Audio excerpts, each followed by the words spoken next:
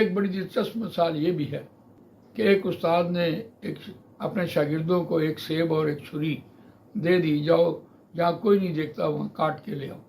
تو ایک بچہ ویسے ہی لے آیا کہ میں جہاں جاتا تھا اللہ مجھے دیکھتا تھا۔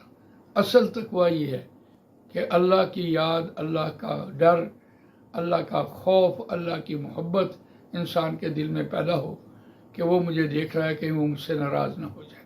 تو بالکل یہی تقوی کی بہت سی مثالیں ہیں۔ حضرت عمر رضی اللہ تعالیٰ عنہ گشت کر رہے تھے اور اندر سے آواز آ رہی تھی کہ دودھ پورا نہیں ہوتا اور دودھ میں پانی ڈال لو۔ تو بیٹی کہنے لگی کہ عمر کا دور ہے۔ تو ماں کہنے لگی کہ عمر کون سا دیکھتا ہے؟ تو بیٹی نے کہا کہ عمر کا اللہ تو دیکھتا ہے۔ تو اس پر پھر حضرت عمر فاروق رضی اللہ تعالیٰ عنہ نے اس بیٹی کو اپنی بہو بنایا۔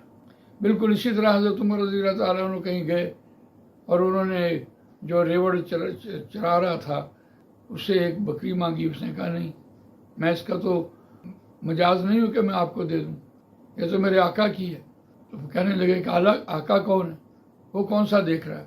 تو اس کا اللہ تو دیکھ رہا ہے۔